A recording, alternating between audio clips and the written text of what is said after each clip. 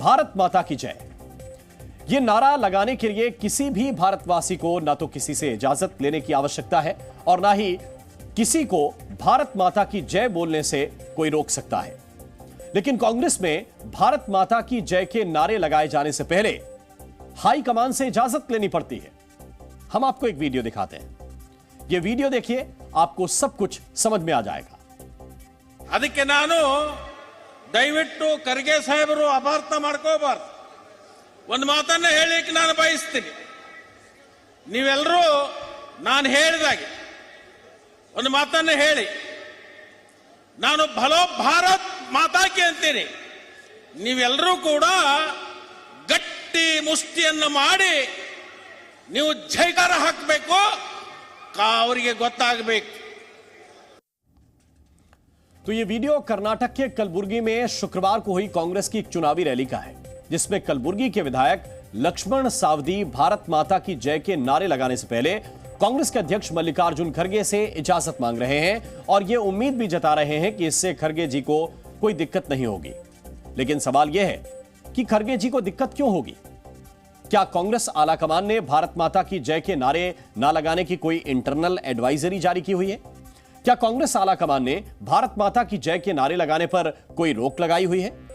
क्या कांग्रेस आलाकमान को भारत माता की जय के नारे से वोट कटने का कोई डर है? यह सवाल इसलिए भी पूछा जाना चाहिए क्योंकि यह कोई पहली बार नहीं है जब भारत माता की जय के नारे पर कांग्रेस को मिर्ची लगी हो। पिछले वर्ष सितंबर में राजस्थान विधानसभा चुनाव के दौरान जयपुर में कांग्रेस की चुनाव पर्यवेक्षक आराधना मिश्रा का भी एक वीडियो वायरल हुआ था, जिसमें वो कांग्रेस कार्यकर्ताओं को भारत माता की जय के नारे लगाने से रोक रही थी और ये कह रही थी कि नारे लगाने हैं तो आप भारत माता की जय के नहीं बल्कि कांग्रेस जिंदाबाद के नारे लगाइए।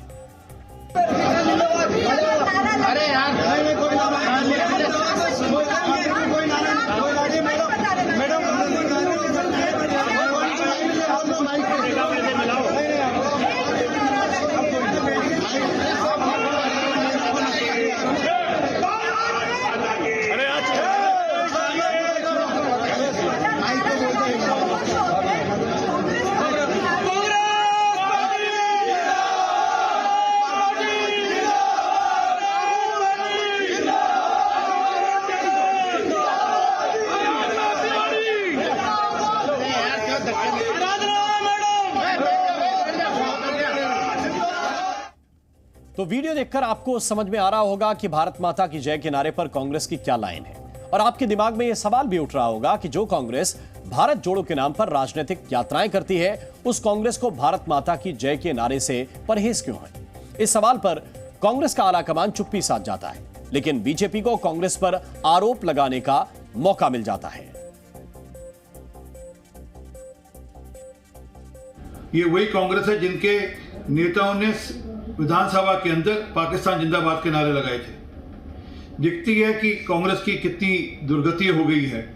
आज पाकिस्तान जिंदाबाद नारा लगाने के लिए उनको किसी से परमिशन ही नहीं पड़ती और भारत माता की जय का जयकारा लगाने के लिए उनको अपने राष्ट्रीय अध्यक्ष से परमिशन लेनी पड़ती है। कांग्रेस आज भी अंग्रेजों वाली मानसिकता से नहीं निकली हुई है, मुगलों वाली मानसिकता से नहीं निकली हुई है। अरे भाई, देश को आजाद हुए बहुत दिन हो गए, भारत माता की जय बोलने के लिए आज भी इजाजत लेना पड़ रहा है। कैसी मानसिकता है कांग्रेस की?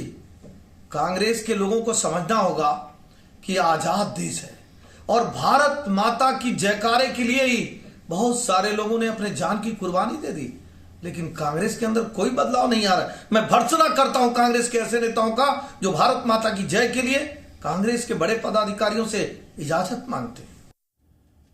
अब आप विडंबना यह देखिए कि जो कांग्रेस खुद को भारतीय स्वतंत्रता संग्राम की नायक बताते हुए थकती नहीं है, राहुल गांधी भारत जोड़ो यात्रा करते हैं, उस कांग्रेस पार्टी ने भारत माता की जय के नारे से इतना बैर क्यों पाला हुआ है?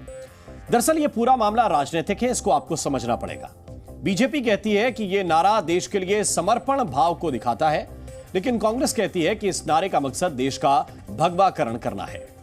इसलिए बीजेपी की रैलियों, सभाओं और बैठकों में भारत माता की जय के नारे गूंजते हैं और कांग्रेस के मंच से इस नारे को लगाने में हिचकिचाहट महसूस की जाती है। इसका असर यह हुआ है कि देश के स्वाधीनता आंदोलन में जो नारा हिंदू और मुसलमान सब एक आवाज में लगाते थे, अब यह नारा दोनों समुदायों के बीच तनाव की वजह भी बन जाता है।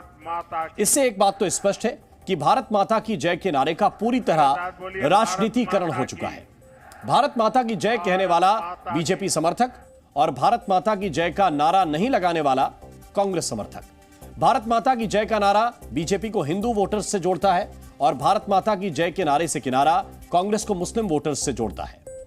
विडंबना यह भी देखिए कि कभी देश के स्वतंत्रता आंदोलन की पहचान बना भारत माता की जय का नारा अब देश में हिंदू और मुस्लिम वर्ग के बीच बंटवारे का जरिया बन चुका है। पिछले कुछ वर्षों के दौरान ऐसी कुछ घटनाएं हुई हैं जब मुसलमानों को जबरदस्ती भारत माता की जय का नारा लगवाने के लिए मजबूर भी किया गया और ऐसा नहीं करने पर मुस्लिम लोगों पर हमले और उनके साथ बदसलूकी भी की गई।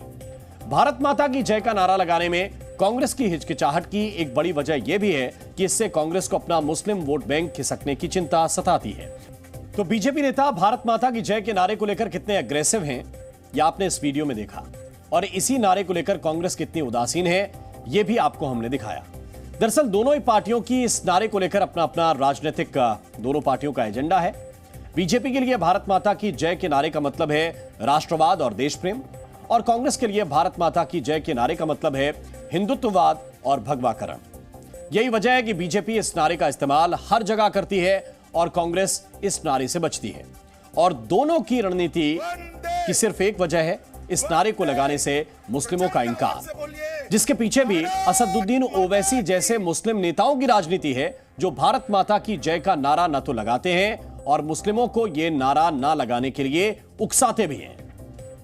मैं नहीं लगाता नारा, क्या करते आप? मेरे गले में छुरी रख देंगे तो नहीं बोलूंगा मैं, क्योंकि हिंदुस्तान के कॉन्स्टिट्यूशन में कहीं पर भी लिखा हुआ नहीं है भारत माता की जय बोलना। हिंदुस्तान के कॉन्स्टिट्यूशन में आप सुनो, हम नहीं बोलेंगे इसलिए कि कॉन्स्टिट्यूशन में नहीं लिखा हुआ है। तो कोई पार्टी तो कहती है कि वो जोर शोर से भारत माता की जय के नारे को लगाएगी क्योंकि यह नारा देश के लिए समर्पण भाव को दिखाता है। तो कोई पार्टी कहती है कि वो इस नारे को नहीं लगाएगी क्योंकि इस नारे का मकसद देश का भगवाकरण करना है। तो कोई कहता है कि वो भारत माता की जय नहीं बोलेगा क्योंकि ऐसा करना संविधान में ही नहीं लिखा है। लेकिन हमारा मानना है कि भारत माता की जय बोलना या ना बोलना हर नागरिक की अपनी पसंद होनी चाहिए। जिसे ये नारा लगाना है वो लगाए, जिसे नहीं लगाना है वो ना लगाए, लेकिन इस नारे पर कोई विवाद नहीं होनी चाहिए और ना ही कोई आपत्ति होनी चाहिए। और यही महात्मा गांधी जी के भी विचार थे। 8 सितंबर 1920 को यंग इंडिया के एक लेख में महात्मा गांधी ने लिखा था।